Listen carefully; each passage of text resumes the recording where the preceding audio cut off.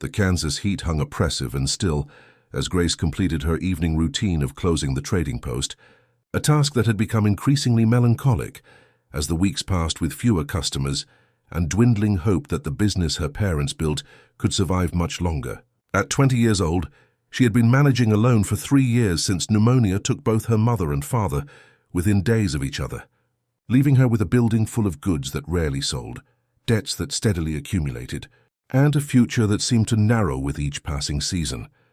The trading post sat at a crossroads that had once seen steady traffic between settlements, but changing routes and the expansion of the railroad had redirected commerce away from this isolated location, leaving Grace increasingly obsolete in a world that was moving on without hers. She was checking the locks on the front windows when she heard a sound from the back storage room, a low groan followed by the scrape of something heavy moving across the wooden floor. Grace's first thought was that an animal had somehow gotten inside, perhaps through the small loading door she sometimes left ajar for ventilation. But as she approached the storage room cautiously, lamp held high to illuminate the cluttered space, what she discovered made her breath stop completely. A man lay collapsed among stacked crates and barrels, his clothing and long dark hair identifying him unmistakably as Apache, his condition clearly desperate with visible wounds and heavy iron shackles binding his wrists and ankles. Grace stood frozen in the doorway, her mind racing through the dangerous implications of what she was witnessing. This was clearly a military prisoner who had somehow escaped custody, probably from one of the patrols that occasionally passed through the area, transporting captured tribal members to distant confinement. Finding him here in her trading post made her potentially complicit in his escape, a crime that could bring severe consequences from authorities who would not care about her intentions or her ignorance of how he came to be in her storage room. Every practical instinct screamed that she should immediately ride to the nearest fort and report his presence, protecting herself from any accusation of harboring a fugitive. But as she looked at the wounded man, who appeared to be in his early 30s, his weathered face drawn with pain and fever, Grace found herself unable to move toward the action that logic demanded. He was clearly dying, his breathing shallow and labored, his wounds infected and untreated for what must have been days. The shackles had rubbed his wrists and ankles raw, and the chains connecting them were caked with dried blood. Someone had done this to him deliberately, had imprisoned him, and then apparently lost track of him or simply left him to suffer. The cruelty of such treatment struck Grace as fundamentally wrong, regardless of what crimes or conflicts had led to his capture. She made her decision in that moment, operating on instinct and conscience rather than calculated self-interest. Without speaking, perhaps because she feared her voice would shatter her resolve, or perhaps because she understood that words were irrelevant to what needed to be done, Grace set down her lamp and went to retrieve her father's tool chest. Among the various implements, she found a small hacksaw and a sturdy chisel that might work on the shackle locks if she was patient and careful. She returned to the storage room, where the Apache warrior watched her approach with eyes that held pain, confusion and wariness, but also a kind of resigned acceptance, as if he had already made peace with whatever fate awaited him. Grace knelt beside him and began working on the locks, her hands steady despite the fear coursing through her.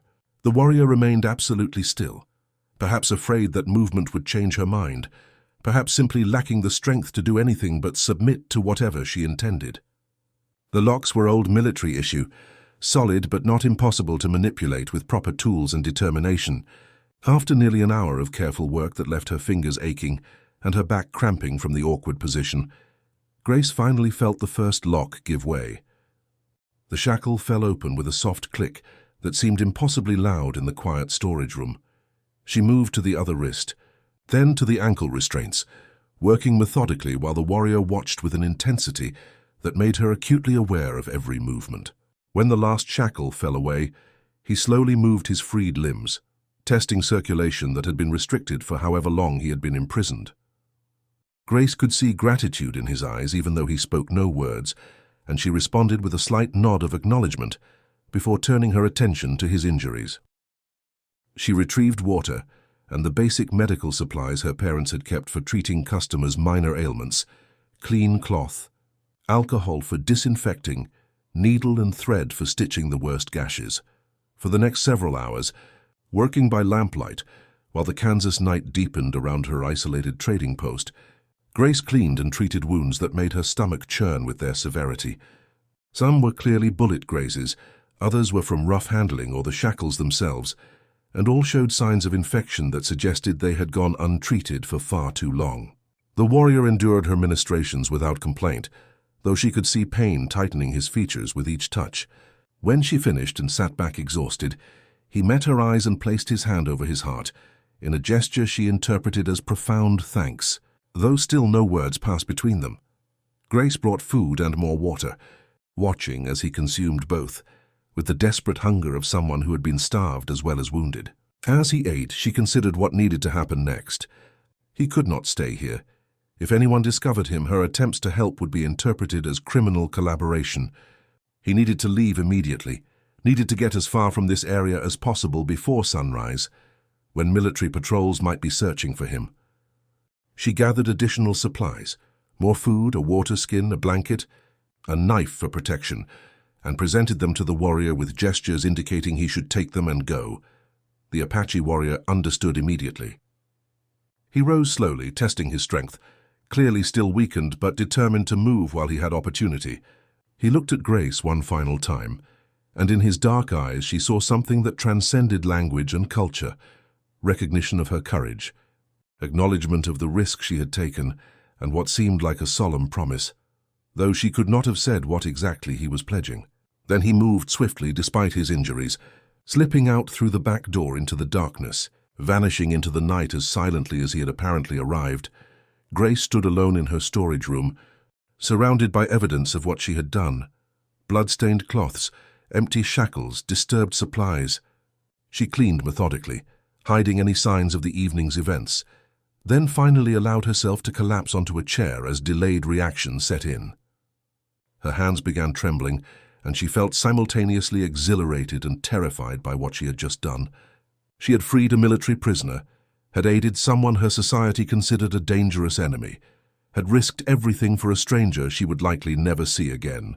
As dawn approached and exhaustion finally claimed her, Grace wondered what consequences her silent mercy might bring, never imagining the extraordinary answer that would arrive with the morning sun.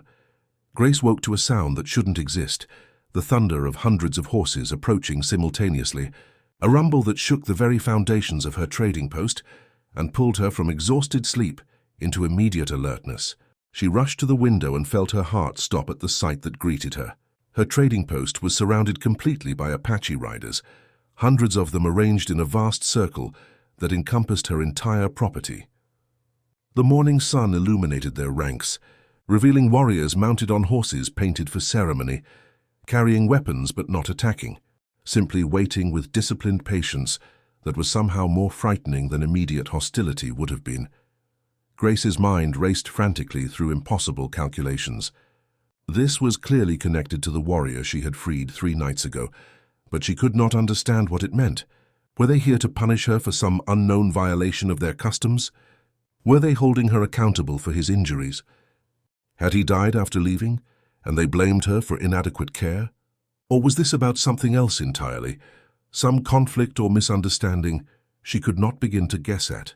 She had no weapons that would matter against 300 riders, no means of escape with every direction blocked, and no realistic hope of help arriving before whatever was about to happen concluded. She dressed quickly with trembling hands, trying to maintain some dignity, even as fear threatened to overwhelm her completely. If she was going to face whatever judgment these warriors intended, she would do so standing, rather than cowering. She thought briefly of her parents, hoped they would understand and perhaps forgive the choice that had apparently led to this impossible situation. Then she forced herself to walk to her front door, unlock it, and step out onto the porch to face the assembled riders with as much courage as she could manufacture. The circle of warriors remained perfectly still as she emerged, 300 pairs of eyes focused on the solitary white woman standing before her trading post. The silence was absolute except for the occasional snort of horses and the whisper of wind across the open prairie. Grace stood frozen, unsure whether she should speak or wait, unclear about any protocol that might exist for situations so far outside normal experience. She was preparing to attempt some kind of greeting when movement rippled through the ranks and riders parted to create a path through their circle. 3. Men rode forward slowly, 2 flanking a central figure who carried himself with unmistakable authority. Grace recognized the rider on the left immediately as the warrior she had freed, now looking significantly healthier and stronger than when she had last seen him. The central figure was clearly a chief or leader of high rank, an older man whose bearing commanded respect even from Grace, who knew almost nothing about Apache culture or hierarchy. The third rider was younger, perhaps there as translator or advisor, his alert gaze moving between Grace and the chief as if preparing to facilitate communication. The 3 riders stopped about 20 feet from Grace's porch, near enough for conversation but maintaining respectful distance. The wounded warrior she had freed, Chase, she would later learn his name meant, having the quality of oak, spoke first in halting English, his words careful but comprehensible. He explained that he had returned to his people and told them everything about the white woman who had freed him without speaking a word, who had risked her own safety to help an enemy she could have easily betrayed for reward. His story had reached the ears of their chief Goyakla, a man whose name meant one who yawns, but whose reputation for strategic brilliance and fierce protection of his people made him legendary throughout the territories. Chase continued, explaining that such an act of mercy from someone of the white world was unprecedented in their experience. Most settlers viewed Apache people as obstacles to be removed or enemies to be destroyed. Finding someone willing to help rather than harm, to show compassion rather than cruelty, had created a debt that could not be ignored or dismissed. Chief Goyakla had decided that this remarkable woman deserved acknowledgement that matched the extraordinariness of her actions. The 300 warriors surrounding her trading post had come not to attack but to honor her, to offer their protection and their respect, and to present her with choices about her future that would have been unthinkable under normal circumstances. Grace listened in stunned silence, trying to process words that seemed to make no sense within her understanding of how the world worked. The chief spoke then in his own language, his voice carrying natural authority, and the younger rider translated into clear English. Goyakla stated that Grace had demonstrated courage and honor that transcended the divisions between their peoples.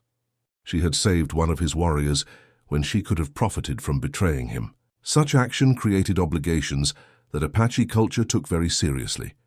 Obligations that bound his people to ensure her well-being and safety for as long as she lived. The chief continued, explaining through his translator that he understood Grace's trading post was failing, that she struggled alone in an isolated location, with few customers and diminishing prospects. He offered her several options, all unprecedented in the usual relations between Apache bands and white settlers. First, his people would begin trading with her regularly, bringing goods and furs that would make her post profitable again, ensuring she could maintain the business her parents had built. Second, they would provide protection. No one would harm her or threaten her property while she was under Apache safeguard, and word of this protection would spread through both settler and tribal communities.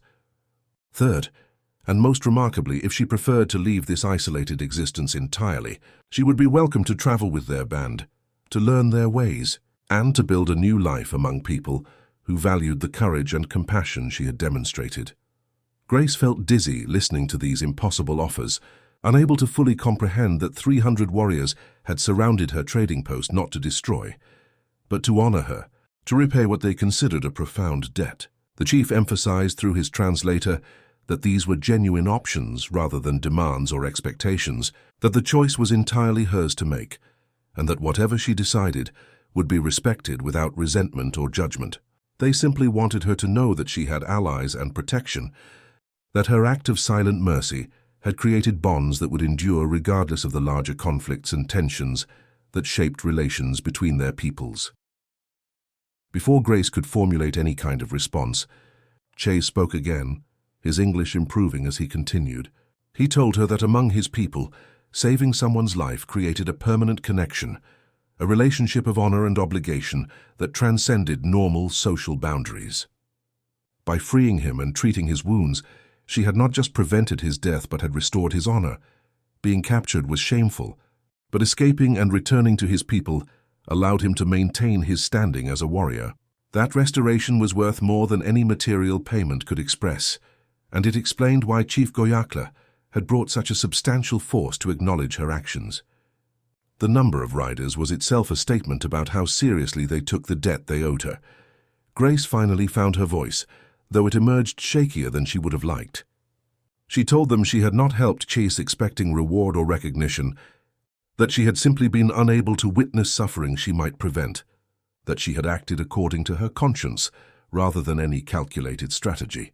The translator conveyed her words to Chief Goyakla, who nodded slowly and spoke a response that was translated, precisely because she expected nothing, her actions carried even greater weight.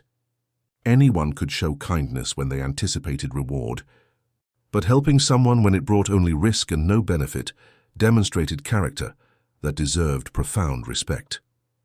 The chief then gave Grace time to consider the options he had presented, stating that such decisions could not be made hastily under pressure. He instructed his warriors to withdraw to a more distant position, maintaining their presence, but giving Grace space and time to think. Over the next several hours, as the sun climbed higher and heat built toward midday intensity, Grace sat on her porch, watching the ring of Apache warriors who had come to honor rather than harm her, trying to process a situation so far outside anything she had imagined possible that she struggled to believe it was real rather than some fever dream. Grace spent those hours of grace period given by Chief Goyakla engaged in the most difficult deliberation of her life. She walked through her trading post, taking inventory both literal and emotional of what she possessed and what it meant. The building was sound but aging, filled with goods that gathered dust while waiting for customers who rarely came. The ledgers showed steady decline, debts accumulating faster than income could address them. Within another year, perhaps less, she would lose the business entirely, would be forced to relocate to a town where she might find work as a seamstress or domestic servant, trading her current isolation for a different kind of loneliness embedded in communities that would view a failed businesswoman with pity or dismissal. She thought about her parents and what they would want for her. They had built this trading post with dreams of prosperity and community, of creating a place where different peoples could interact peacefully through commerce. But they had died before those dreams materialized, leaving Grace to maintain a legacy that was slowly crumbling despite her determined efforts. Would they want her to cling stubbornly to this failing enterprise until it completely collapsed? Or would they encourage her to recognize when circumstances demanded adaptation, to find new paths forward, even if they looked nothing like originally planned? Most significantly, Grace found herself thinking about the warrior she had freed, Cheese, and the 300 riders now surrounding her property. She had expected nothing from her act of mercy, except perhaps the satisfaction of following her conscience. Yet these Apache people had responded with honor and generosity that challenged everything she had been taught about them. She had heard countless stories painting them as savage enemies, yet the reality before her was disciplined warriors maintaining respectful distance while offering genuine choices rather than demands. The contrast forced her to question which version was true, or whether perhaps truth was more complex than the simple narratives she had absorbed. As afternoon approached, Grace realized that her decision had already been made in her heart, even as her mind continued wrestling with practical concerns. The trading post was dying no matter what she did. Accepting Apache trade might slow the decline, but could not reverse the fundamental problem of changing commerce patterns. Staying here alone meant continued isolation and eventual failure. The offer to join Chase's band, to learn their ways and build a new life among people who valued courage and honor, represented opportunity for genuine transformation rather than slow deterioration. It terrified her completely, yet it also called to something deep within that yearned for purpose and belonging beyond mere survival. Grace walked back onto her porch and signaled to the distant Apache warriors that she was ready to respond to Chief Goyakla's offer. The 3 riders, the chief, Chase, and the translator, approached again, their horses moving at measured pace across the prairie grass.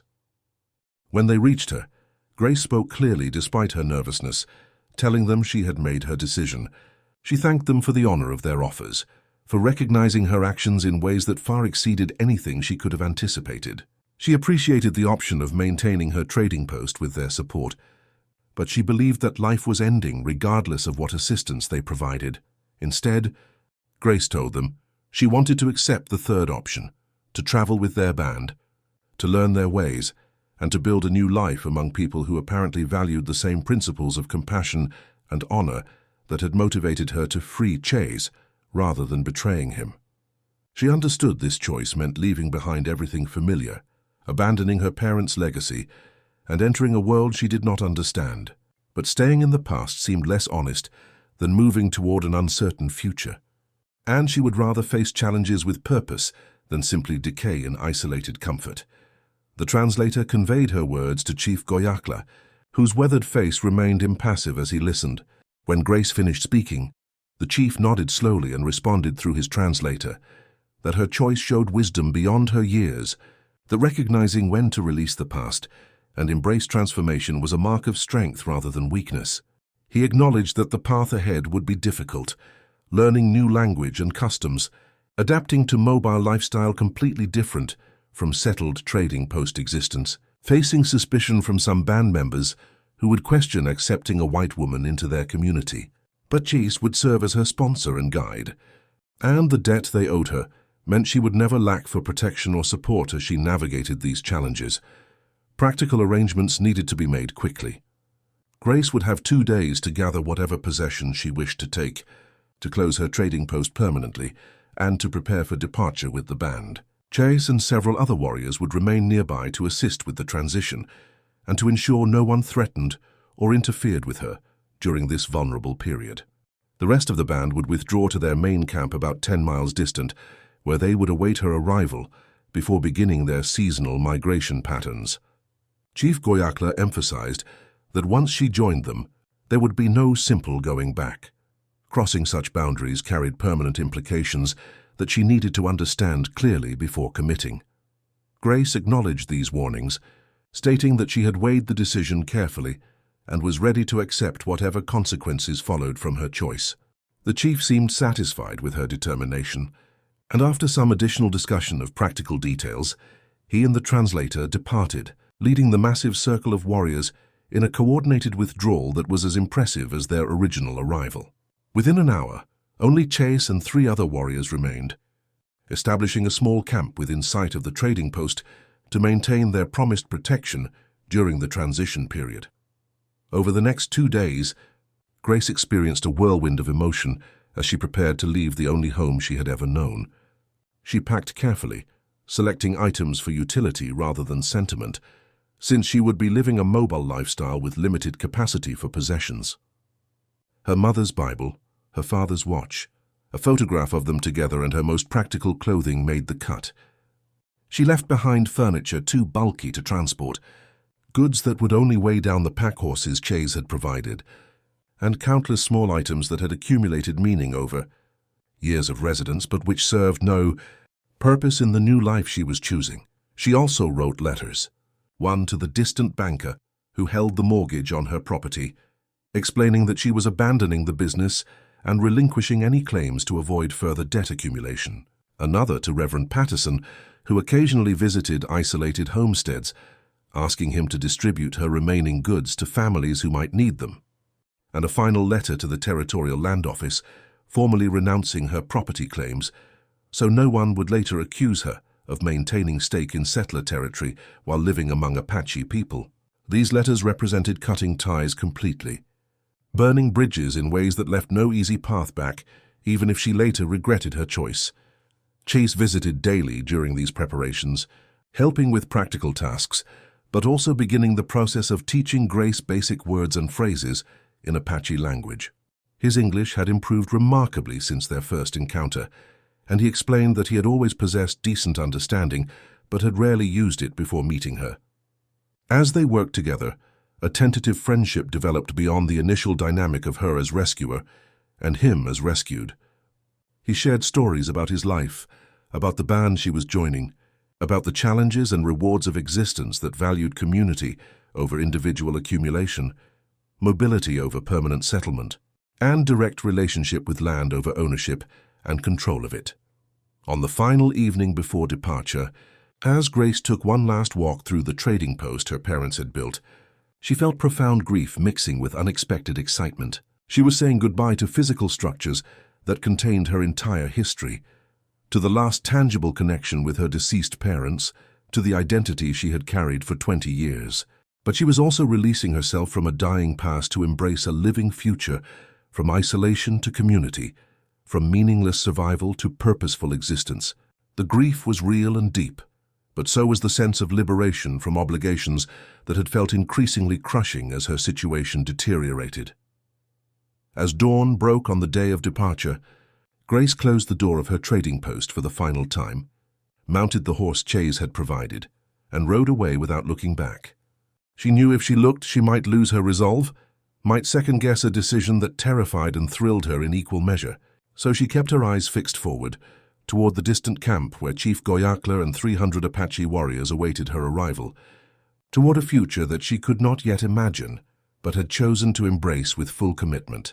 Behind her, the trading post stood silent and empty, a monument to dreams that had died, but which had given birth to new possibilities that her parents could never have imagined when they first established their outpost on the Kansas frontier. The ride to the Apache camp took most of the morning, following paths that were invisible to Grace, but which Chase and his companions navigated with practiced ease. The landscape they traversed was harsh but beautiful, rolling prairie giving way to rockier terrain, occasional groves of cottonwood marking watercourses, vast sky overhead, holding both threat and promise.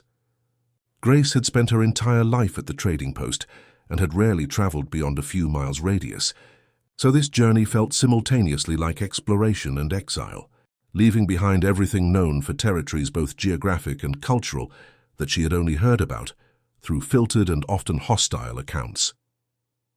As they approached the camp, Grace saw it was substantially larger than she had imagined, dozens of shelters arranged in patterns she did not yet understand, hundreds of people engaged in various activities, horses grazing in designated areas, children playing while adults worked. The sheer scale of the community surprised her. She had somehow imagined something smaller and more vulnerable, reflecting perhaps the diminished descriptions she had absorbed from settler sources. Instead, she saw an organized society with clear structures and rhythms, people who moved with purpose and confidence. Rather than the desperation she had unconsciously expected, their arrival created immediate and obvious reaction. People stopped their activities to watch the white woman riding into their camp alongside Chase and his warriors. Grace felt the weight of countless gazes assessing her, with expressions ranging from curiosity to suspicion to outright hostility. She understood their wariness. She represented a people who had brought disease, displacement, and violence to their traditional territories. That Chase and Chief Goyakla had vouched for her meant she would be tolerated. But tolerance was far from acceptance, and earning genuine belonging would require time and effort she could not yet fully comprehend. Chief Goyakla greeted them formally, speaking words of welcome that the translator, a younger man named Aditson, who apparently served regularly in this capacity, conveyed to Grace. The chief announced to the assembled band that Grace had chosen to join them, that she was under his personal protection, and that anyone who harmed or threatened her would answer directly to him. The declaration carried obvious weight, and Grace saw several hostile expressions shift toward neutral or at least withheld judgment. She was being given a chance, which was more than she had any right to expect given the histories between their peoples. Grace was assigned to share a shelter with 3 women, Alape, a widow in her 40s, whose husband had died in a skirmish with soldiers 2 years prior, Desba, a woman about Grace's age who had recently married, but whose husband was currently away on a hunting expedition, and Casa, a sharp-eyed woman in her 30s, who made no effort to hide her skepticism about bringing a white woman into their community. The arrangement clearly served multiple purposes, providing Grace with housing while also ensuring she was constantly supervised by women who could assess her character and teach her proper behaviors if she proved teachable. The first weeks were brutally difficult. Grace had to learn not just language, but an entirely different way of organizing daily life. She was accustomed to permanent structures and fixed routines. The Apache band's mobile lifestyle meant constant adaptation, with shelters built and dismantled regularly as the community moved across their territories, following seasonal patterns and avoiding areas where conflict with settlers or military forces was likely. She had to learn skills completely outside her previous experience: how to properly construct and maintain a shelter, how to process hides for clothing and useful materials, how to identify and gather wild plants that provided food and medicine, how to pack and transport possessions efficiently during moves. Her shelter mates became her primary teachers, each approaching the task with different attitudes. Alape proved patient and kind, perhaps seeing in Grace something of her own daughter who had died young from disease. Desba was friendly but somewhat distracted, clearly more focused on anticipating her husband's return than on supervising the white newcomer. Casa was demanding and critical, pointing out every mistake Grace made and setting standards that felt deliberately impossible to meet. Grace understood that Casa's hostility reflected legitimate grievances. The woman had apparently lost multiple family members to settler violence, but understanding did not make the daily criticism any easier to endure. Chais remained a steady presence, checking on Grace's progress regularly and providing encouragement when the overwhelming nature of her situation threatened to break her resolve. He explained cultural contexts that helped Grace understand behaviors that initially seemed arbitrary or harsh.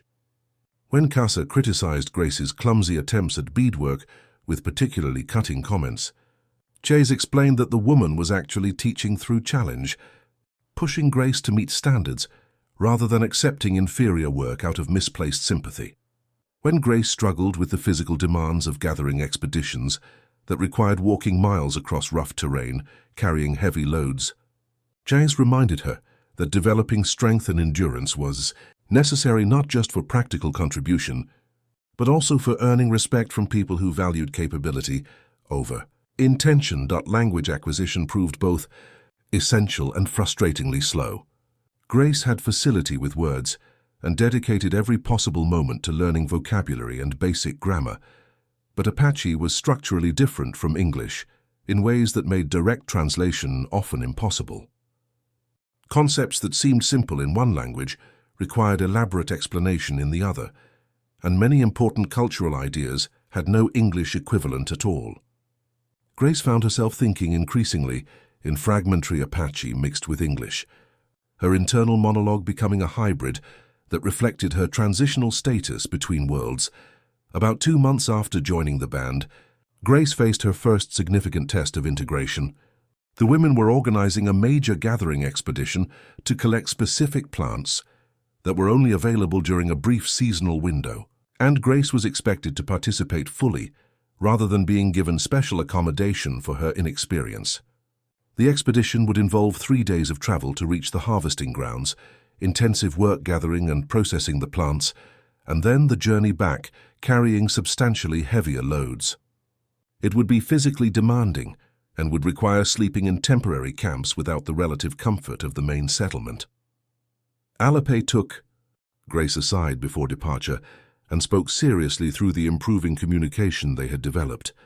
She explained that this expedition represented opportunity for Grace to prove herself capable of pulling her weight, to demonstrate that bringing her into the band had been worthwhile rather than simply creating an additional burden. Some women remained skeptical about Grace's commitment and her capacity to adapt, and this gathering would either confirm or challenge those doubts. Alape advised Grace to work harder than she thought possible, to never complain or request special treatment, and to show the kind of determination that Apache people valued above almost any other quality. The gathering expedition was indeed as difficult as Alape had warned. Grace's feet blistered within the first day, her back ached from carrying loads she was not accustomed to, and exhaustion made every step feel like moving through thick mud. But she forced herself to continue without complaint, to match the pace set by women who had done this work their entire lives, to contribute to evening tasks, despite wanting only to collapse and sleep. She watched how the other women worked, their efficient movements, their careful attention to selecting proper specimens, their methods of processing plants for different uses, and she tried to replicate their techniques, despite her clumsy attempts. On the 3rd day of gathering, as Grace knelt beside a plant concentration working alongside Casa, The older woman spoke to her for the first time without obvious hostility. She commented in halting English mixed with Apache that Grace was stronger than she had appeared, that she had not given up despite obvious suffering, and that perhaps bringing her into the band would not prove to be the disaster Casa had predicted. The grudging acknowledgement was far from warm acceptance, but it represented a significant shift in their dynamic, and Grace felt gratification disproportionate to the simple words. She was being seen as someone who could endure and contribute rather than merely someone to be tolerated out of obligation. When the gathering party returned to the main camp, carrying full loads of successfully harvested plants, Grace noted that several band members who had previously ignored her now offered nods of acknowledgement or even brief smiles. Word had apparently spread about her performance during the expedition, and the change in how people treated her was noticeable if still tentative. She was not yet truly one of them, but she was no longer quite the complete outsider she had been upon arrival. She had crossed some invisible threshold, had earned a measure of respect through demonstrated capability rather than simply through Chief Goyakla's protection. Jace found her that evening and spoke with obvious satisfaction about reports he had received regarding her conduct during the gathering expedition. He told her that she had done exactly what was needed, had shown courage, endurance, and willingness to suffer without complaint for the community's benefit. These qualities mattered far more than skill or expertise, which could be learned over time, but which meant nothing without the proper character foundation. He also shared something more personal. He admitted that he had worried whether bringing her to the band would create problems for her and for him as her sponsor, but watching her adapt and persevere had relieved those concerns and had validated his belief that she possessed the strength necessary for this radically different life. As autumn progressed toward winter and the band prepared to move to their seasonal cold weather territories, Grace, who was increasingly being called by an Apache name Alope had given her, Nita meaning listener, for her attentive approach to learning, felt the cumulative effects of her transformation. She had been with the band for 4 months now, and while she still made mistakes and struggled with various tasks, she was no longer the helpless newcomer who required constant supervision and correction. Her Apache language skills had improved to functional conversation level. Her hands had developed calluses that allowed her to work without constant pain, and her understanding of cultural expectations meant she could usually navigate social situations without causing offense. The relationship between Nita and Jazz had also evolved in ways neither had initially anticipated. What began as rescuer and rescued, then shifted to sponsor and newcomer, had gradually transformed into something approaching genuine partnership. They spent considerable time together, partly because he remained responsible for her integration, but increasingly because they simply enjoyed each other's company and found their conversations enriching in ways that transcended duty or obligation. Jace told Nita stories about Apache history and traditions, helping her understand the deep roots of the culture she was learning. Nita shared perspectives from her settler upbringing that helped Chase understand the thinking of the people who were encroaching on Apache territories, though such discussions were often painful given the conflicts between their worlds. Other band members had begun noticing the growing connection between Nita and Chase, and quiet speculation arose about whether their relationship might develop into something more formal. In Apache culture, marriages were typically arranged through family negotiations and required various ceremonies and gift exchanges, but Nita's unusual status created ambiguity about how such processes would work. She had no family to negotiate on her behalf, no traditional standing within the community's kinship networks. If she and Chase wished to formalize their relationship, they would need to navigate unprecedented circumstances and create new approaches to old customs. One evening, as Nita and Chase sat together watching the sunset paint the western sky in spectacular colors, he spoke seriously about his feelings and his intentions. He explained that by Apache custom, a man who wished to court a woman needed to demonstrate his capability as a provider and his worthiness as a partner through specific actions and gifts. He acknowledged that Nita's situation made traditional courtship processes complicated, but he wanted her to understand that his interest in her had grown beyond simple friendship or sponsorship responsibility. If she was open to considering a deeper relationship, He would work with Chief Goyakla and the elders to determine appropriate ways to honor both Apache customs and Nita's unique circumstances. Nita listened with a full heart, recognizing that she had also developed feelings for Chase that extended beyond gratitude for his help integrating into the band. She appreciated his patience, his intelligence, his obvious commitment to his people's welfare, and the way he treated her with respect rather than either excessive deference or dismissive authority. She told him honestly that yes, she was very interested in exploring a deeper relationship, that she had come to care for him in ways that surprised her, given the circumstances of their meeting, and that she would be honored to consider building a life with him within the band that had become her new home.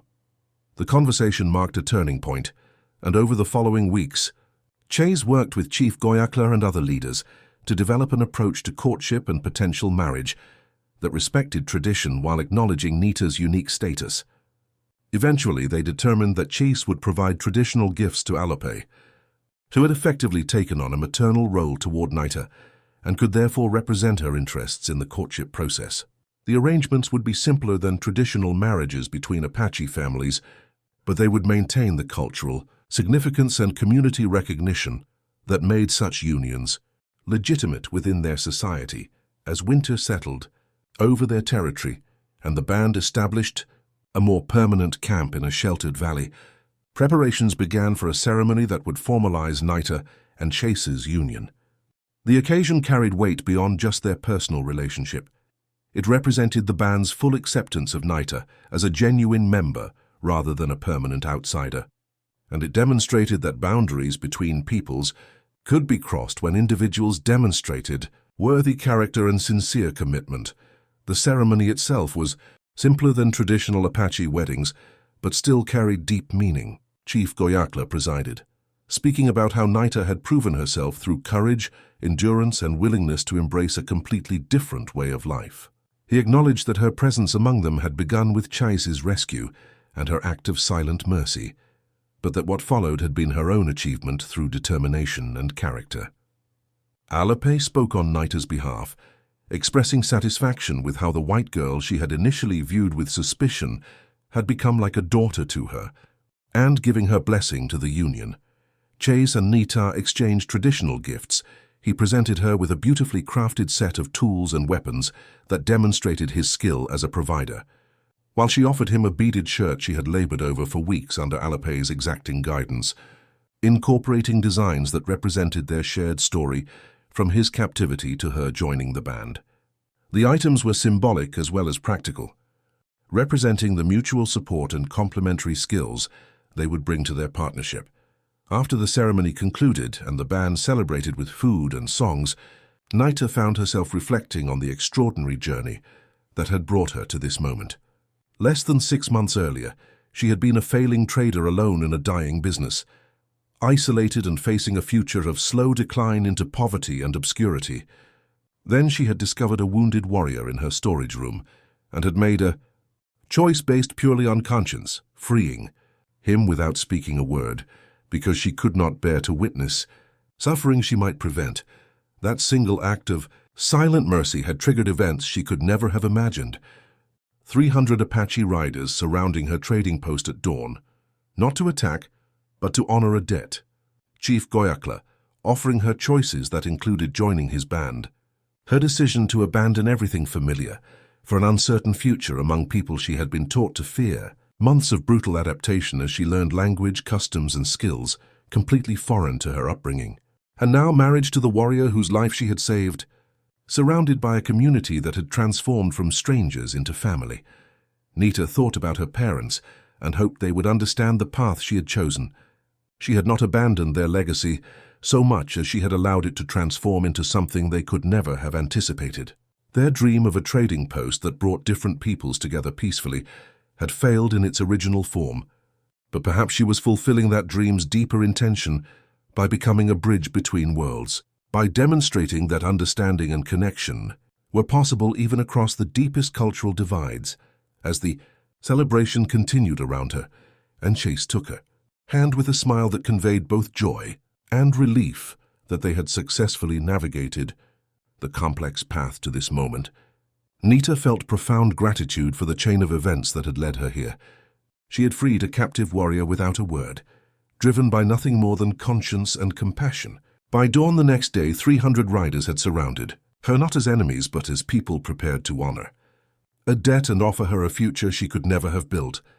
Alone, she had crossed boundaries that most people never approached, had abandoned the safety of the familiar for the uncertainty of radical transformation, and had discovered in the process that home was not a place or a building, but rather a sense of belonging built through shared values and mutual respect.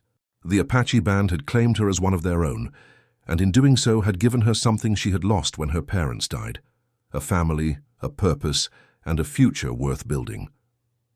The Kansas winter stretched ahead with its challenges and hardships, but Nita would face it surrounded by people who valued her, with a partner who loved her, and with the deep satisfaction of having followed her conscience, even when doing so required abandoning everything she had known.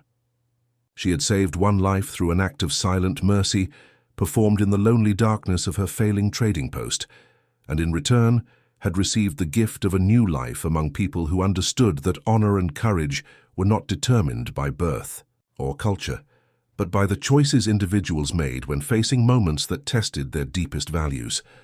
As the celebration finally wound down and people began retiring to their shelters for the night, Nita looked up at the vast expanse of stars overhead, the same stars that had shone above her trading post, above the storage room where she freed, Chase above the prairie where 300 riders had surrounded her at dawn. Those stars had witnessed her transformation from isolated trader to Apache wife, from frightened woman facing impossible choices to someone who had discovered strength and belonging she never knew she possessed. She had been an orphan girl who freed a captive warrior without speaking a word. By dawn, riders had surrounded her, but they hadn't come to harm. They had come to honor, to offer, and ultimately to claim her as one of their own. And in accepting that claim, in choosing to cross boundaries that separated peoples and cultures, Nita had found not just a new home, but a new self, one that honored her parents' values of compassion and courage, while building a future they could never have imagined.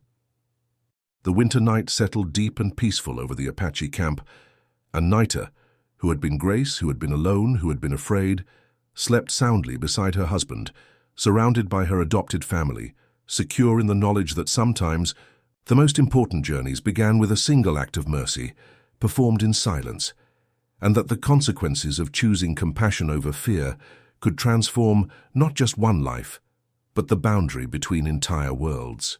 Her story would be told and remembered, the white woman who freed the warrior, who followed 300 riders into a new life, who proved that belonging was built not through birth, but through character, courage, and the willingness to embrace transformation when the moment demanded it.